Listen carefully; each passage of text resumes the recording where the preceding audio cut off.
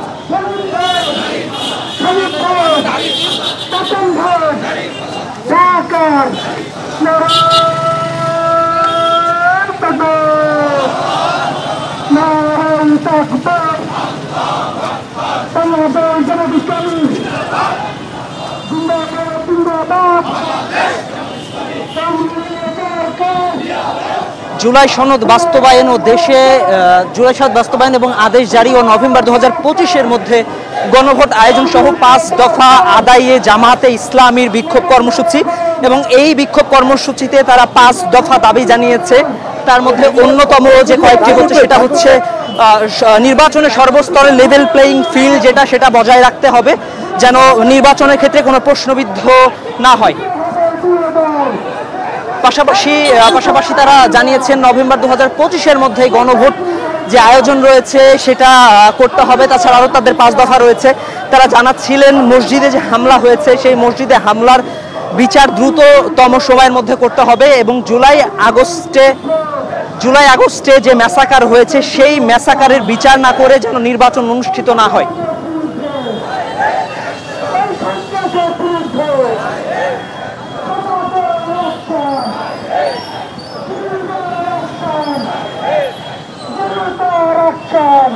আমরা আপনাদের সরাসরি যুক্ত করেছি স্টার নিউজের মাধ্যমে। জামাতের এই গণমিছিল মহাখালী থেকে শুরু হয়েছে এবং এই মিছিল মগবাজার পর্যন্ত চলবে। জামাতে ইসলামীর বিক্ষোভ সমাবেশ থেকে সরাসরি যুক্ত করেছি, যেটি মহাখালীর কলেরা হাসপাতাল থেকে শুরু হয়েছে এবং এই গণমিছিল মগবাজার পর্যন্ত অব্যাহত থাকবে। জামাত ইসলামী নেতারা জানাচ্ছিলেন যে জুলাই যে গণহত্যা হয়েছে সেই গণহত্যা পরবর্তী যে বিচার কার্যক্রম সেটি খুব দ্রুত সময়ের মধ্যে শেষ করতে হবে এবং এই বিচারের পরে আসলে নির্বাচন অনুষ্ঠিত হবে। তাছাড়া তারা আগামী ফেব্রুয়ারি মাসে যে নির্বাচনের কথা বলা হয়েছে সেই নির্বাচনে যেন পিআর পদ্ধতি পাশাপাশি যেন লেভেল প্লেয়িং ফিল্ড যেন বজায় থাকে তার জন্য প্রশাসনের কাছে তারা দাবি জানিয়েছেন যেন খুব দ্রুত এটা বাস্তবায়ন করা হয়। পাশাপাশি প্রশাসনে যে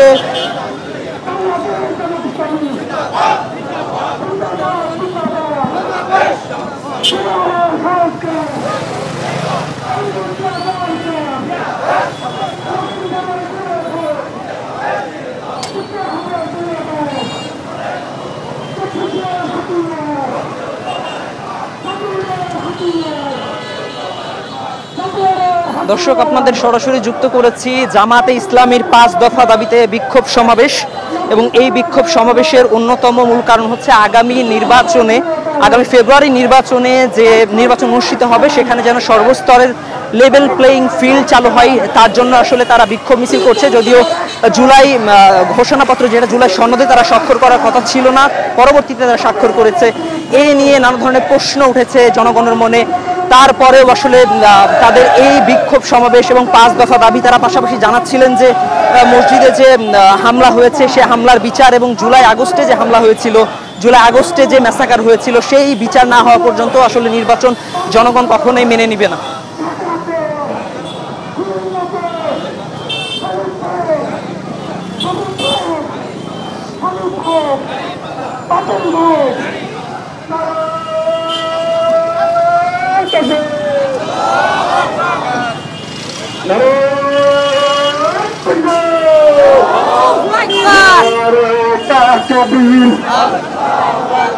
বাংলাদেশ জামাত ইসলামী জিন্দাবাদ জিন্দাবাদ। এই কোরআনের আলো সংসদে চালো, এই হাদিসের আলো ঘরে ঘরে আলো সংসদে চালো।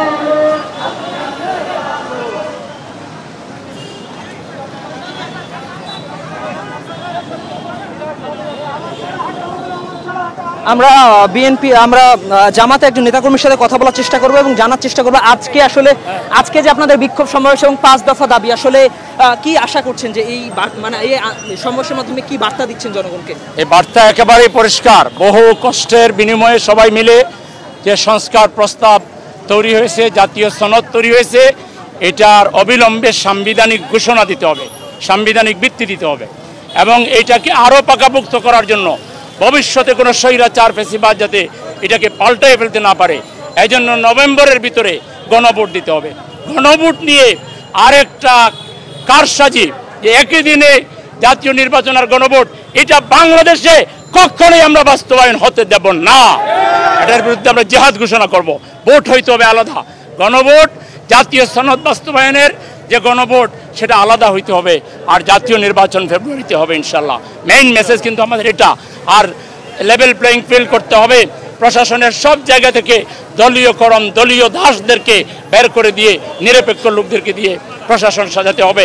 আর যারা নিরপেক্ষ আছে তাদেরকে দলীয় আপনার দিয়ে টেক দিয়ে তাদেরকে আবার বিতাড়িত করার পায় তারাও আমরা কোনোভাবেই মেনে নেব না। সত্যিকার ভালো লোক যারা তাদের গায়ে যেন কোনোভাবে হাত না দেওয়া হয়, এই ব্যাপারে আমরা প্রশাসনকে হুঁশিয়ার করে দিচ্ছি। গতকালকে এনসিপির আহ্বায়ক নাহিদ বলেছেন যে আসলে আপনারা যে পিআর পদ্ধতি চাচ্ছেন এটা আসলে আপনাদের একটা সুপরিকল্পিত প্রতারণা। উনি আসলে নিজেই একটা বিভ্রান্তিকর তথ্য দিয়েছেন এবং ওনার জায়গা থেকে তরুণ প্রজন্মের একজন লোক হিসাবে উনি নিজেকে আন্ডারমাইন করেছেন, জামাতকে বুঝতে পারেন না। তার জামাত সম্পর্কে আরো স্টাডি করা দরকার আছে। আমরা জামাতে নেতাকর্মীদের সাথে কথা বলছিলাম, তারা জানাচ্ছিলেন জুলাই সনদ যেটা রয়েছে সেটা এমনভাবে বাস্তবায়ন করতে হবে যেন পরবর্তীতে কোনো সরকার এসে এই জুলাই সনদ বাস্তবায়নকে প্রশ্নবিদ্ধ করতে না পারে, তারা জুলাই সনদ কোনো ধরনের পরিবর্তন করতে না পারে, এটা নিয়ে কথা বলছিলেন। পাশাপাশি জানাচ্ছিলেন গতকালকে নাহিদ ইসলাম যে ফেসবুকে স্ট্যাটাস দিয়েছিলেন সেই স্ট্যাটাসে তিনি নিন্দা জানিয়েছেন। পাশাপাশি এই ধরনের যেন যারা নেতাকর্মীরা রয়েছে তা ধরনের এ ধরনের বিভ্রান্তিকর মতবাদ না দেয় তার জন্য তিনি প্রশ্ন রেখেছেন। আমরা ইতিমধ্যে মগবাজারের কাছাকাছি 7 রাস্তায় এসেছি যেখানে আসলে জামাতে ইসলামের আজকের কর্মসূচি শেষ হতে যাচ্ছে।